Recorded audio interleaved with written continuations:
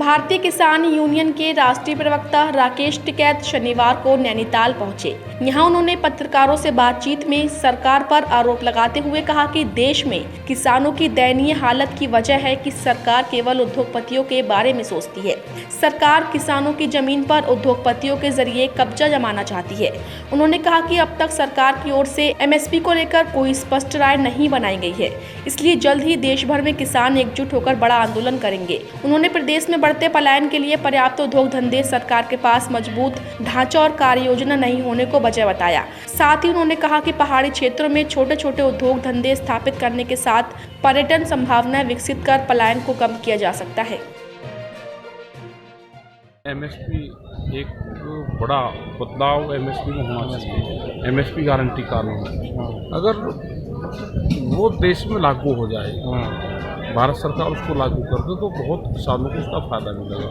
वो दूध पे भी हो, मीट, मछली, अंडा उस पर भी हो, और जितनी भी वेजिटेबल्स हैं उसका हो, तो ये बढ़ना चाहिए, क्योंकि सस्ते में फसलें बेचता है किसान।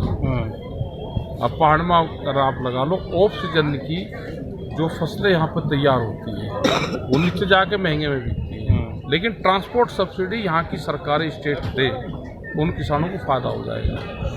यहाँ के किसानों को चाहिए ट्रांसपोर्ट सब्सिडी, और बहुत स्टेट में ट्रांसपोर्ट सब्सिडी दी जाती है। जब चीनी को बाहर भेजना पड़ता है तो शुगर मिलों को सब्सिडी देते हैं बंदरगाह तक चीनी को ले जाने के लिए। अभी 2 साल पहले चीनी बाहर भेजी तो 11-11.5 रुपये पर केजी के हिसाब से सब्सिडी सीधी शुगर फैक्ट्री को दी, क्योंकि इंटरनेशनल मार्केट में चीनी का रेट डाउन था, भारत सरकार ने दी। तो ऐसे ही पहाड़ के किसानों को सब्सिडी देनी चाहिए। यहाँ पे पहाड़ के किसानों को जो इंटरनेशनल बॉर्डर के पास में जो गांव है उनको आरक्षण की सुविधा दें, तो वे लोग वहीं रहेंगे। जैसे जौनसार बावर में उसको SC/ST का दर्जा वहाँ पे है, ऐसे ही इंटरनेशनल बॉर्डर पे भी हमको वो दर्जा मिला है, तो लोग वहाँ पे रहेंगे। एक बड़ी समस्या है, पूरे देश भर में बनी रहती है ये, और शुगर फैक्ट्रियाँ को लाभ भुगतान ना करने से लाभ ज़्यादा होता है, और सरकारों का कोई नियंत्रण उन पर नहीं रहता। गन्ना एक्ट में ये है कि भुगतान टाइम को 14 दिन में हो, लेकिन हमने तो ये कहा कि प्रधानमंत्री का पायलट प्रोजेक्ट है डिजिटल इंडिया, हम किसानों को भी उससे जोड़ दो।